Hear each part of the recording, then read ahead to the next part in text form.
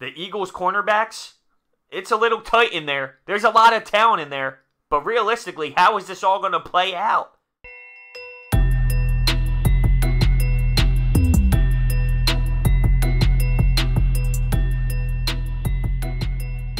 What is going on, everyone? The Philadelphia Eagles training camp is starting real... What is going on, everyone? What is going on, everyone? Eagles training camp, obviously, right here, coming up soon. And let's talk about the cornerback room, because there's a lot in there. There's a lot of players in there. There's injuries in there. There's people with a lot of praise and a lot of upside. There's players we picked up off the street last year and ended up performing for us. Reality is you can't have too many defensive backs. You can't have too many corners. We saw it last year. Injuries left and right, and it's just ridiculous how injuries work in this league. You need to be prepared, really.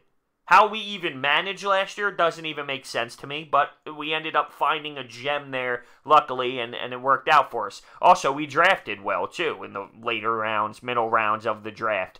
But I wanted to look at the 6 cornerbacks that make the most sense to me. Of course, there's other guys out there, some practice squads and whatnot, but there are 6 cornerbacks that intrigue me to the point of legitimate playing time, and where's it all going to fall? And we'll start with Ronald Darby. So he goes through that brutal injury, and we elect to bring him back, which I 100% agree on. 1 year, a little bit north of $8 million, but he had an injury last year, and he wasn't always the strongest tackler. That wasn't his biggest attribute when it comes to playing defense, but veteran guy. I like what Ronald Darby brought to the table. If you ask me who's your number 1 corner, when you look through the rest of the list, I'm going to have to go with Ronald Darby. And you bring him back for that price tag. I can't imagine the Eagles electing not to use him as a big-time important role. There are some Eagles insiders and reporters that believe Ronald Darby might not be a starter, might not be one of their go-to corners this year. And that just means someone stepped up to an elite degree, but I just don't see that happening, especially not to start the season. Everyone has high praise on Sidney Jones, and I just don't see it. I'm not saying it can happen. I'm not saying I'm not rooting for it, because I 100% am. We drafted him in the 2nd round, and he had an injury, and we expected him to grow into this first-round talent that slipped to the 2nd round, but I can compare this to Nick Pivetta. You look at Nick Pivetta, and it doesn't make sense that he stinks so much at pitching. For Sidney Jones, it's not so much him not being able to figure out his own skill set, but the injuries are a problem with this kid. He continues to get injured every single year, and until I see it, I'm just not going to believe it. I'm not going to get involved in the hype until I see it. Once again, I hope he proves me wrong. I hope you're listening right now, Sidney Jones, and saying, that kid on YouTube, he's stupid, and I'm going to prove him wrong. I hope he says that, but until I see it, I can't believe that Sidney Jones is going to step in and be this dominating corner, this number 1 corner, this first-round talent corner. I haven't seen anything to show me that that is what he is going to turn into for this upcoming season. So for that reason, I'm almost out on saying Sidney Jones is going to be that guy right now. Jalen Mills, this is interesting.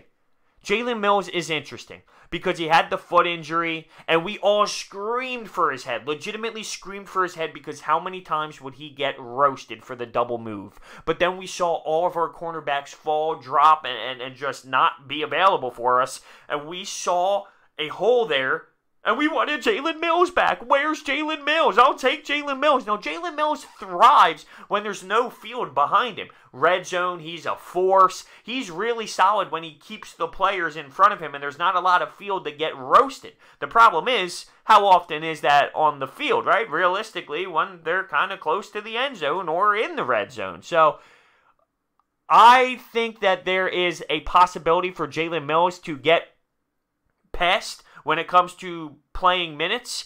I don't know what he's going to be like after that foot injury, and because of his past history with getting beat so much and getting burnt so much, there is a possibility for someone to step in and beat out Jalen Mills for his role. I love the fact that there's so much competition involved in the room for DBs, because that's going to bring everyone to the next level. That's going to elevate every single one of these players' game, because they know they're competing. As much as they're brothers, as much as they love each other, as much as there's that family bond, which there is, they all want to play.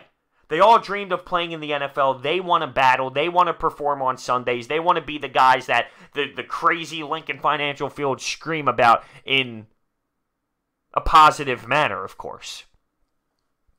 But Jalen Mills, I think there's a possibility to beat him out. Also with Ronald Darby, you don't know how he's going to respond from the injury either.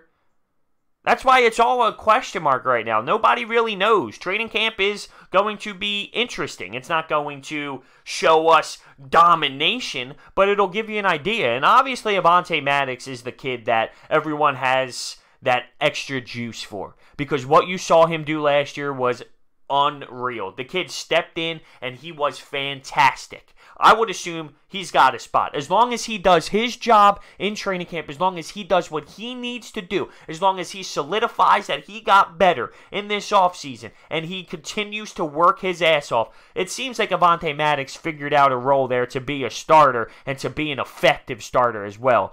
I'm very, very happy with that selection. I would have never expected him to turn into this type of player, but here he is coming out of Pitt and being a difference-maker type corner. And that brings me to Cre'von Leblanc, someone we picked up off out of nowhere, and he turned into something special. I'll never remember, well, not something special, but someone who you can use. I don't expect LeBlanc to start. I don't see him as that type of player, but he can fill a role. Say injuries happen. Okay, well, then you throw him in there for a different type of role, but he can be a guy who can give you downs, who can give you series, so maybe other players can get some rest. You can utilize LeBlanc in situations. That's what I like about him. And I remember just laughing in disbelief on where we were with cornerbacks last year. LeBlanc made a move, and I was like freaking out about how great and how, I believe the word was, elite LeBlanc was. And he ended up performing for us, so it was just funny that I'm so disgusted with who we have out there. Cre'von Leblanc, are you kidding me? And then he makes a big-time play, and that elite name that I gave him, that name tag, ended up working out for us last year. Now, he wasn't actually elite, but in terms of where I thought he was going to be and where he ended up, yeah, you could say that, right, in a joking manner. I think he could be a good role player on this team. Lastly, Rasul Douglas. I always thought he didn't have the it factor at corner. I liked his look more maybe at safety.